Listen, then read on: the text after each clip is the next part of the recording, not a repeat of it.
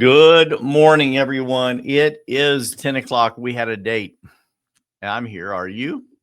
It's time for Midweek Motivation Live with me, your host, Patrick Lee. I am glad that you all are here today. We're going to be talking about reigniting our passion today, revisiting our big why we do what we do.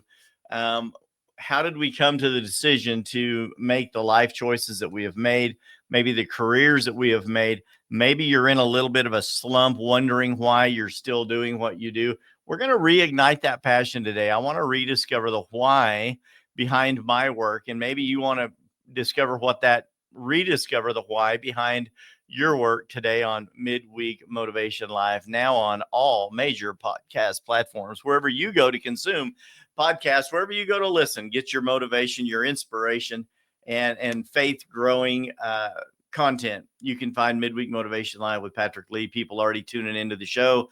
Good morning, brother Cody, my brother from another mother, sitting here drinking some wonderful coffee in my Fire Slice brick oven pizzeria cup. Good coffee and a good cup. Midweek Motivation Live. Before we jump in, let's give a quick minute to our sponsor, Stellar.com. We are now sponsored by Stellar.com. You can go to www.getstellar.com. And find out all about multiple CBD, energy, and wellness products that I take. They sponsor the show.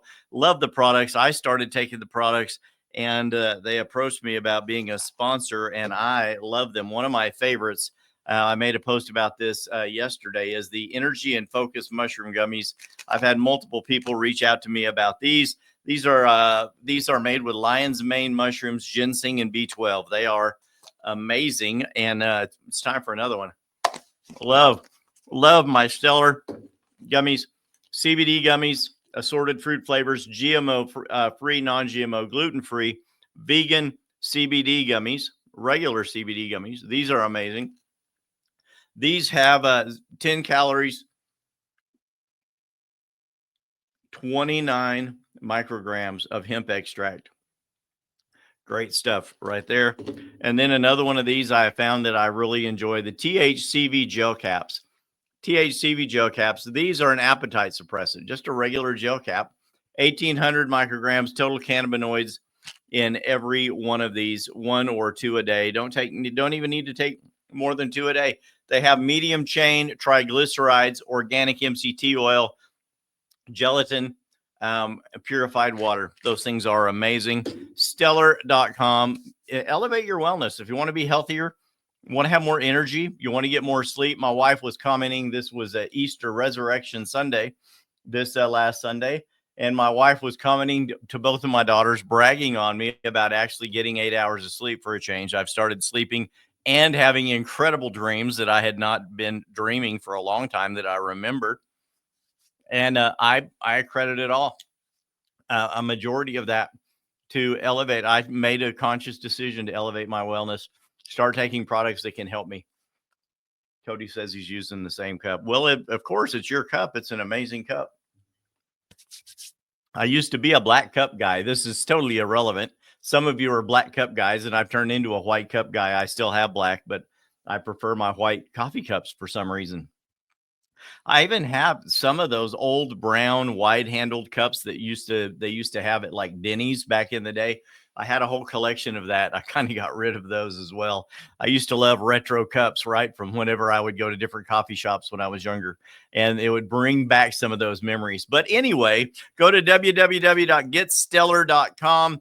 You use the code all caps Patrick20 to get 20% off your orders of Stellar. Another person reached out to me just yesterday saying, hey, send me a link to those lion mane mushroom gummies. And I hope they're turning around to place an order on those. Amazing products. I love them. And I take them, and I think that you should too. They're changing my life. Maybe they'll change yours too. And now on into the show. Good morning, Miss Gina. Great to see you watching as well, my great friend. A lot of people will be tuning in, liking and loving the show as we get into this. Reignite your passion. Rediscover why we do what we do. That's the That's the topic of the show today. And we've talked about this before. Years ago, Simon Sinek came out with a TED talk, and it was talking about your big why. Start with why, I think, is the title of that one. And it was a good one. And I have done so many exercises on this in the past, and maybe you have too, that talk about this very thing. We want to know why we do what we do. If we can determine and define why we do what we do, it can become so much easier for us to get out of bed in the morning, to put our feet on the ground, hit the ground running, and actually run this race that God has given us towards the goals that we have set for ourselves, right? And if we're not doing that, what's the point of getting up every morning, right? Nathan says he does the lion's mane mushroom gummies. Awesome. If you like the flavor of those, that's amazing. I hope they work for you. If you would like to try another one that I really love, Energy Focus mushroom gummies with lion's mane mushrooms from stellar.com, and get a discount on mine. There you go. I'm just throwing that out there, right? This is not it's not a multi-level marketing company. You cannot be sponsored or sponsor someone into the company. You can just go to the website and use my code and get a discount. That's the blessing behind all of this. So welcome today. I hope you're here with purpose. Spring is here, right? Spring has sprung. We still had a almost freezing temperatures last week. That always seems to happen around Easter. And many of you are out getting the yard cleaned up. You're getting your garage cleaned up, right? It's time to clean out the stale thinking and dead weight in your mind as well. Dead weight, things that we've been carrying, struggles, stresses. My wife and I had a long conversation about a lot of things last night, and we just did a little checkup between each other. And it was a good thing. And as soon as she asked me a couple of questions, I started to feel a little bit of temperature rise up in me. Like, what are you getting at? And then out of the blue, she just said, "Hey, how are you doing?" And I said, "What do you mean?" And she's like, "How are you really doing?"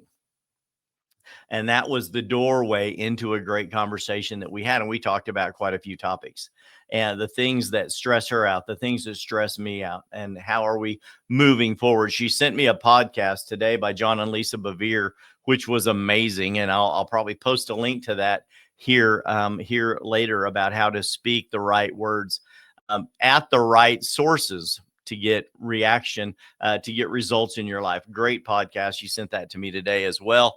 Like I said, I'll put the link to that in the comments later. But it's one of the great things that we need to do. We need to clean out the cobwebs, right?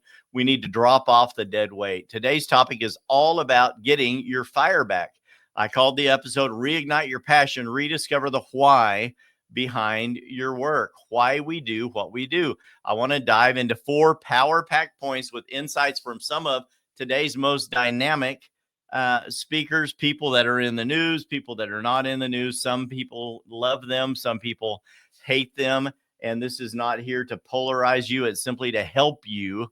And I hope that that's what we end up doing today. Number one, the first point I've only got 4 points today. This is not 3 points in a sermon like the Baptist church. This is 4 points with a quote. And I hope that these are things that you will that you will incorporate into your life to help you maybe refresh your vision, reconnect with your original vision. That's number one. The further you drift from your original why, the more likely you are to get disconnected and uninspired. This is something I battle all the time. Rediscovering the reason isn't just a sentimental exercise, something we should just do from time to time. It's a strategic realignment. You need to go back and literally strategically realign with your original vision, reconnect to that. You can say, and I have said in the past, there are many things when you are determining what your big why is. And those of you that don't know, what is a big why? Excuse me, your big why is, why do I get up out of bed every day? Why do I go to the job that I have? Why do I own the business that I own? Why do I get involved in my houses of worship? Why do I get involved in nonprofits and want to help other people? Why do I do that? Is it money? Is it fame? Is it adulation and admiration from other people? Does it to make me feel good? Am I doing what I do because I really want to pour into God's kingdom and make a difference in his kingdom? Do I want to make a difference in life? Am I creating a legacy for my children and my children's children and those that I know, love, and trust to remember me well when I have left this world? Those are things that are your big why, right? And you need to be passionate about that big why.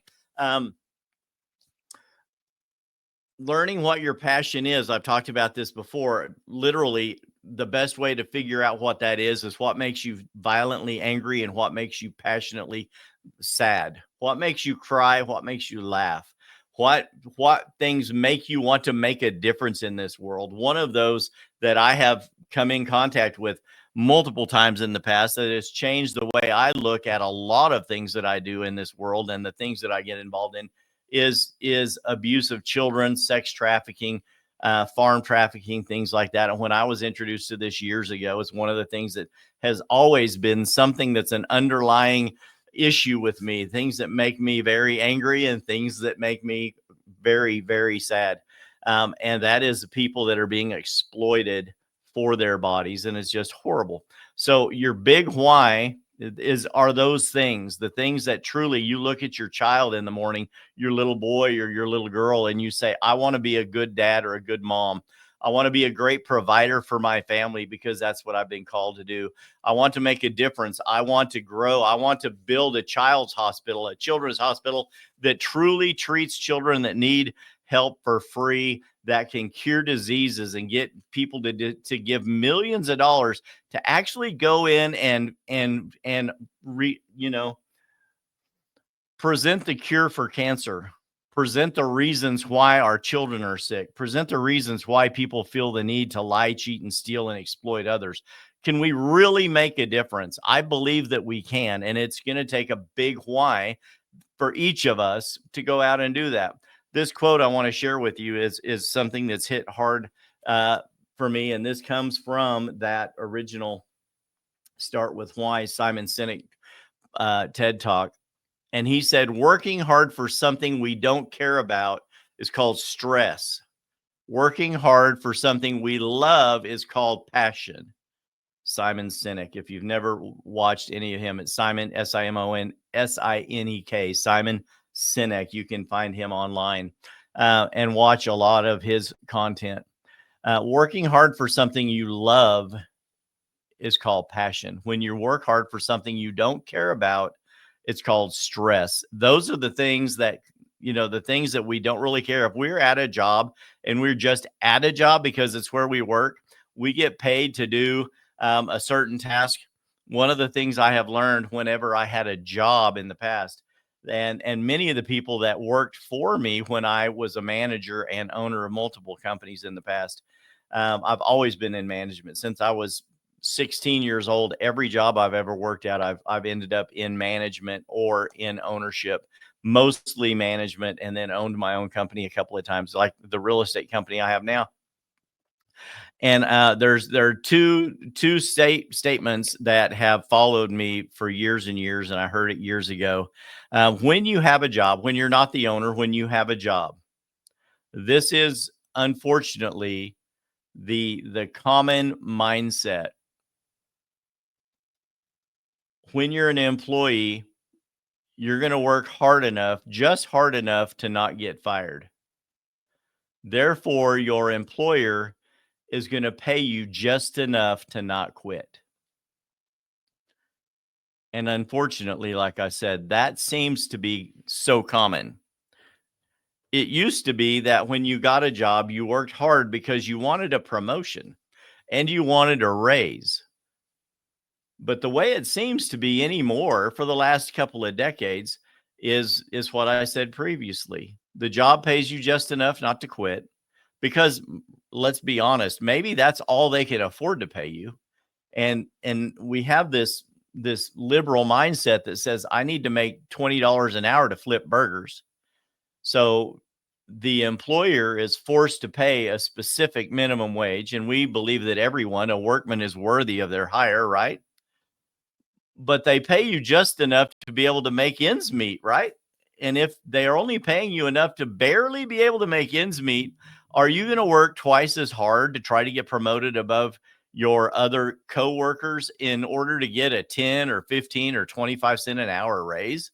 Is it really worth the struggle to do that? And that, my friend, is called stress. Stress. Stress, which leads to cortisol, which leads to weight gain, which leads to sluggish performance, which leads to you not having the right mindset. Simon's words remind us that everything starts with why. Your passion begins with your purpose. Revisit the mission that made you want to get up every day, to want to start a business, to be self employed, and let that re anchor you. These are some action steps that you can take to do that.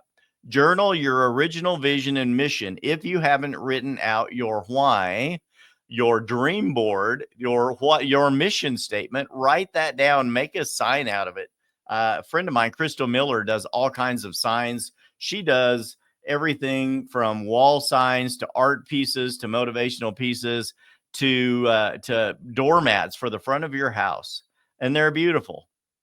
Go to Hobby Lobby and find someone that can create your big why. Maybe it's on a sign that they already have, right? But write down your original vision and your mission statement and revisit that today. Number two, ask, would I still start this today knowing what I know now? Am I stressed or am I passionate? And if you're stressed, that's what you need to go back and ask yourself. Maybe I've learned enough to know that this isn't really what my big why was, or my big why has moved or changed or even expanded. Then update your mission statement along to go along with that, to reflect your current values and goals, right? We've talked about long-term goals, intermediate goals, small, quick goals. Maybe your big why has changed a little bit based on the amount of knowledge that you now have. And it takes a little more to get you passionate, a little bit more to get you angry because of what you have seen, the amount of content you have consumed about that topic, or the in-depth, in the trenches work that you have done in that field. So maybe your big why needs to be tweaked a little bit. So update that mission statement, update your big why, update new things on your dream board, and then post it somewhere visible so you can reconnect with it every day. Number two, audit your energy zones. This is a big one. One of the things, Marlene, my assistant, works here with me, a great agent and my transaction coordinator. And these are the things that we talk about here in the office a lot. And that is controlling our energy. And a lot of times after lunch, is it time to go get an energy drink? Is it time for a cup of coffee? Is it time to exercise? We've had some agents in here before, and we've just taking a squat break, and we all did squats, right? 25 squats. And it refreshes your mind, and it reinvigorates you, right? When you're operating in a role that constantly drains you, your mind, your decisions, the things that we have to do so much all day, it's easy to let that passion die. It becomes second place. It gets put on a back burner. But our passion thrives in environments where our unique strengths are celebrated, not suppressed. So we don't want to be somewhere just in a cubicle, not being allowed to express the things that we are good at, or to utilize our strengths. And that's not what we need to be doing, right? Elon Musk said it this way: love him or hate him, Elon's a pretty smart guy, right? He said, "I think it's possible for ordinary people to choose to be extraordinary." So I think that philosophy isn't about burnout or being the least that you can be. I think it's about making a choice to do what energizes you and then scale that up, right? Stop giving your best energy to things or people that don't move your needle or reignite your passion. Here's some action steps you can take to go along with that. Identify what tasks, what things you do that energize you, that get your motor going, right? That trip your trigger, as a lot of people used to say. What really excites you? And start doing those tasks. Do them more often. Do them first. And then schedule your most energizing activities during your peak mental hours, right? Some of you are better in the morning. Some of you are better in the afternoon, and you go through multiple cups of coffee or whatever it is, your iced tea in the morning, your sports drink, you're chugging a gallon of water. Jordan Maxwell. Um, do your best, your most energizing activities during your peak mental hours. If you're an early afternoon person and after lunch, you've brainstormed or had great conversations at lunch, and the rest of the day, you're ready to take on your day two, right? Day one kind of starts from 4 to 12, but from 12 to 8 is kind of your day two. That's how Ed Milet discusses it and says you can get 3 days out of one day if you'll just learn to reignite your fire at different times of the day. And then number three, begin outsourcing one draining task every week. There are many things that were identified in my calendar when I talked with my coach a couple of years ago. He said, "Why do you do that? That's a that's a minimum wage job, and you're using ownership mindset to do that. You need to start outsourcing what the things that drain your energy. You need to give those to other people to get paid to do that. And that's the task that you need done. But you're wasting your mindset, your mental capacity on doing menial tasks that don't energize you or make you excited. And then another action step you can take, realign your business model with what you do best. I'm a thinker and a talker, not because I'm extroverted. I told you many times on the show I'm a closet introvert, but I'm a managerial extrovert, and I have to talk because it's what I do. But there are many times I need to realign my business model with what I do best, and that's being in front of some people, talking, listing houses, helping buyers understand the buying process with houses.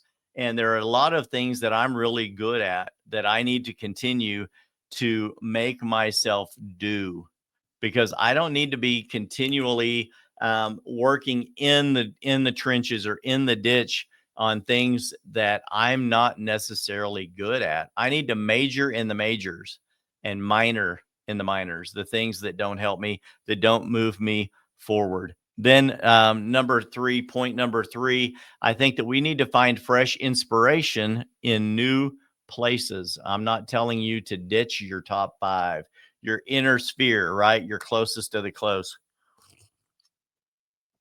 But I have talked in the past about hopping on a plane.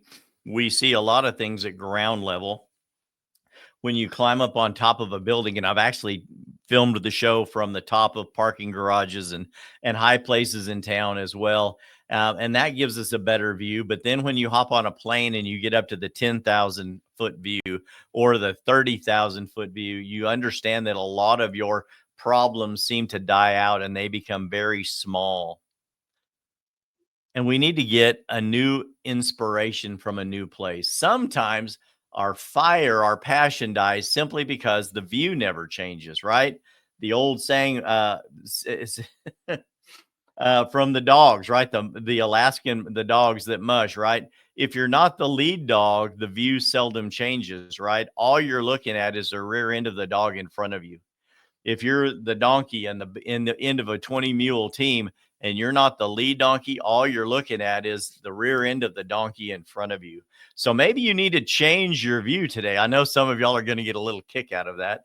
I don't want to be the person that's looking at the rear end of the person in front of me, right? I want to be the person in the front. My friend Andy, his son Damon, is just a young teenager, and he has become a motocross rider on his dirt bike. When I helped them buy their house years ago, he was like 10 years old, 8 years old, had a little bitty tiny go-kart, and then he moved up to this little bitty like a mini bike, one of those open frame little bitty putt like a lawnmower type mini bike. Then he kept getting better and better and made a little dirt track out at Strawberry Fields where they live. And now this teenager is riding motocross races in a class with many adults, grown adults, and he's a young teenager. And the thing that they learn when you're racing motocross dirt bikes is as soon as the race starts, you need to hit that hole and jump out in front, right? That's where you ride the race that you want to control. You need to be out front, seeing what you can see and leading the pack. You don't want to try to always be coming from behind. If you're not the lead dog, the view never changes. Well, how are you going to change your view? You need to get away from the mundane environment, the things that you always do that are just regular. And you need to start looking at some new things, go to some new places, talk to some new people, discuss some new ideas. These environments, these people bring ideas, and they will reignite your passion. A lot of times you simply need a sounding board. The Bible talks about iron sharpening iron. You need to go have some passionate conversations with other people who may not know why you do what you do. And I guarantee you, when you do and they start to see that fire in you, that iron sharpens iron. That fire is included with their fire. And those two flames come together and you become this bigger fire. Your passion gets reignited when you do that. Passion is often a product of perspective. Go out and get a little bit of a new perspective, and you'll see your passion start to grow. Lewis Howes, I like to read Lewis Howes and listen to his podcast as well. It's LewisHowes. You can find him on YouTube and all over as well, has his own website. He says, you can't be what you can't see. You need to go get a new vision. You need to go to some new places. You need to get a higher view of the things around you, and watch that encourage you. How tells us to expand our vision by expanding our circle. And we've talked about this, kind of like a target, like the bullseye and the rings on a target. And kind of like when you drop a pebble into a calm puddle of water, it has a small circle and then it ripples out. Kind of like Walt Disney, when Walt Disney drew his Disney. And I've done that in the past, draw your Disney and start with the nucleus of where you are, and then start making these offshoots of all of these other peripheral things that you could be doing and growing your business. But as you do this, expand by talking to new people, by going to new places, by experiencing new things. You will see that you're not ignoring your top five or your inner circle. You're adding to your other circles. There are other levels that we need to still stay in touch with, right? And explore and build up and be passionate about. But if we're only staying in that little circle, that little nucleus of the people that we love and the places that we go, it's going to be harder for us to see that bigger picture that we actually drew on our dream board and the goals we wrote down. We need to get out of our little bubble and go out and see what's going on and get some new inspiration, some new passion. That inspiration you're seeking might not be in your current inner circle, but it may be in your outer circle. And there are numerous people in that outer circle all around you every day that you're not experiencing what they have to offer as well. I would encourage you to do that. Go to an in-person event or a mastermind in a new niche, whatever you want to call it, right? We talk about that a lot and tell people to stay in their lane. Well, sometimes you need to get a little bit out of your lane into another lane to realize that person is running the same kind of a race you are, and you can help each other, right? Read a book this month from an author with a radically different worldview than your own. Talk about different viewpoints. I'm involved in politics, and religion and politics, the two things they tell us not to talk about, right? And I'm involved in both. I include them both into my show. And as I have learned to get involved I'm in real estate, right? And you can't be in real estate. If you're in real estate, you're in politics, whether you like it or not. If you're in a peripheral or in an affiliate job, you're involved in politics, whether you like it or not. If you own a business and you care about your city, you're involved in politics, whether you realize it or not, or want to admit it or not. So I would say, I have gotten into some conversations with people that have radically different viewpoints of mine. And as I have done that, I have grown as a person, and I know how to have empathy for someone and maybe even have an understanding of their viewpoint. And that helps me understand why they do the things they do and say the things they say. But it doesn't mean that I become less of who I am or I believe less about what I believe in. It simply means I'm going to understand their viewpoint a little more And maybe sometimes that even encourages me to double down on my point of view, and gives me this staunch belief that I know I am acting in the right in what I believe. But if you never go out and understand or experience any of those things, you can have a radically mainline view, or a laser focused view of only the thing that you believe, and you don't understand where anyone else is coming from. So if you would read a book or get into a conversation with some people that have a different viewpoint than you do, and actually learn how to debate those things civilly, you'd be amazed at how much you can change their mind, and hopefully you can grow from that. Schedule a coffee with somebody. We have 30,000 coffee shops here in Amarillo, and maybe you do where you live too. Just go have some coffee with someone you wouldn't normally have coffee with. Maybe a business leader, a thought leader, a person of influence. Say, hey, I'd like to buy you a cup of coffee, and I'd really like to pick your brain and kind of understand how you tick, and maybe share a little bit about how I tick, right? You could even have a Zoom meeting with someone, or a FaceTime meeting with someone on the phone or the computer while you're at work, who may challenge your way of thinking.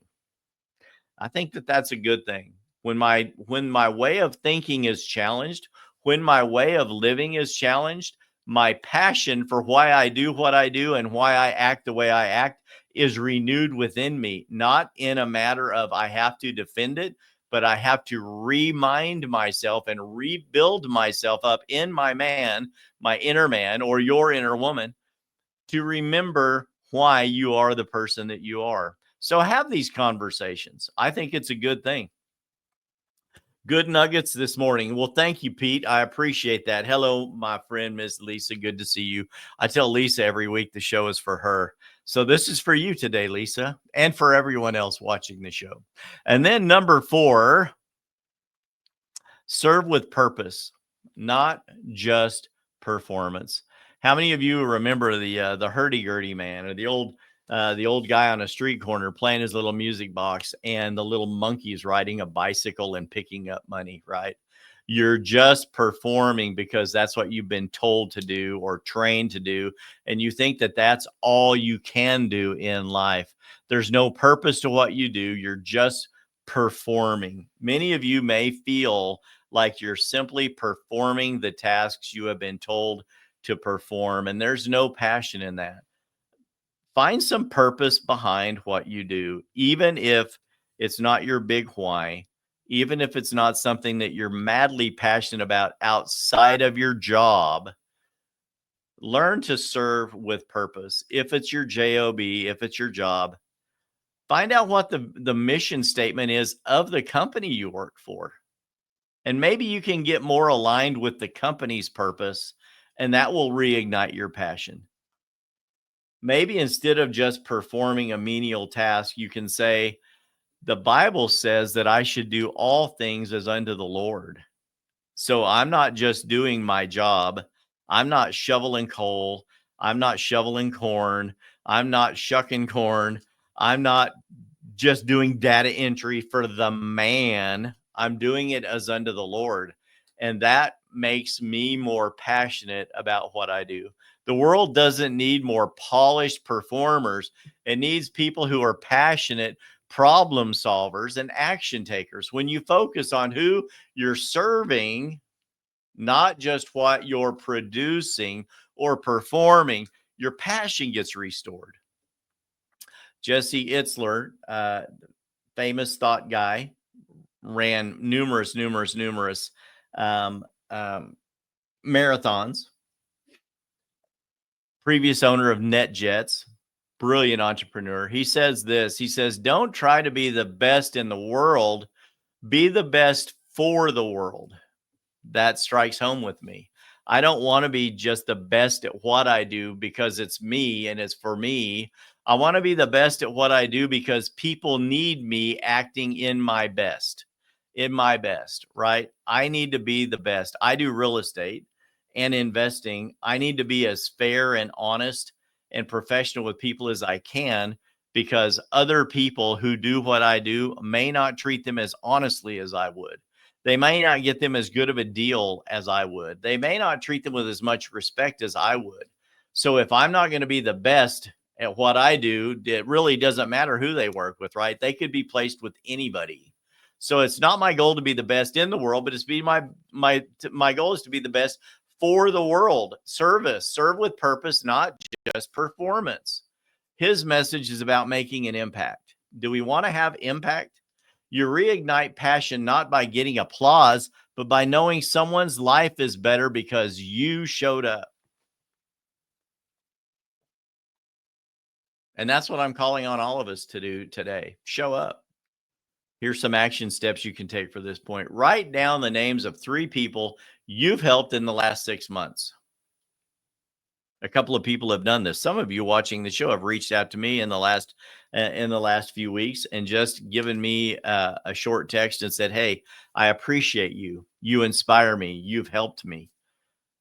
Write down the names of 3 people like that you think that you've helped in the last 6 months. Reach out to them and ask how they're doing now.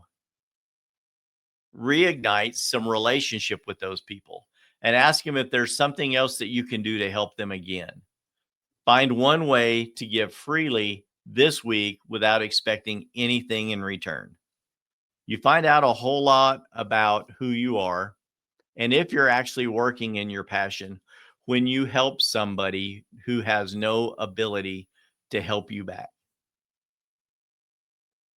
And then let's shift our question that we ask ourselves from how do I scale this up for me to how do I scale this up to serve deeper for others? I think that's when you start growing your passion. That's when you start reigniting your big why. Bonus nugget for this week. Tony Robbins says this: success without fulfillment is the ultimate failure. Even if you're hitting milestones, passion fades when purpose is missing. Chase fulfillment, not just achievement. In closing today, my dear people, I think that I could submit this to you. Your passion isn't gone. It's just buried. Maybe it's bogged down in the mire and the clay and the muck and the mud and the mundane and the things that we're doing in life, right? It's stress. Sometimes it's pain. Sometimes it's monotony. Sometimes it's self-doubt. But the good news is this: your passion isn't dead.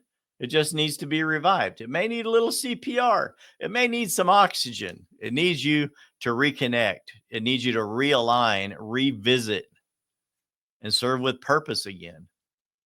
And I think that will, if we will do that, that it will help all of us. Wally says, be kind to yourself. Absolutely, Wally. That is so good. Gina said that last week. Show grace to yourself in the last show when grace is not enough. I love that. So good, Wally. Thank you. I appreciate you watching the show. I believe that these things are true. Passion isn't gone. It's just been buried under all of these other things that we're trying to deal with. Life is hard, but God is good. I will tell you that, right? Thank you for joining me today. Thank you for coming back to watch the show. I truly do appreciate all of it, all of you. If this show fired you up, share it with a friend. If you go to YouTube and go to the Midweek Motivation Live channel, please subscribe to the channel and then give me a thumbs up on that and then share the show, right? There's always a link on any podcast you go to, whether it's Apple or Stitcher or Spotify, wherever you go to consume your content. You can leave me a review, share the link, get the link, share the show with someone, and maybe that will help them as well. I don't want to just help you. I want to help more people. Share it with someone who needs a fresh spark in their life, and maybe they'll reignite their passion for the world as well. Always remember this: your why is your greatest weapon. Of all the weapons you have in your tool bag, I don't think any one of them will get us out of bed faster or earlier than our big why. Thank you, Lorraine. Lorraine says, I needed this today. I sure appreciate that. Thank you so much for watching the show. Until next time, this is Patrick Lee saying I love you. I will see you again. Keep coming back and watching the show. I'll talk to you soon. Bye-bye.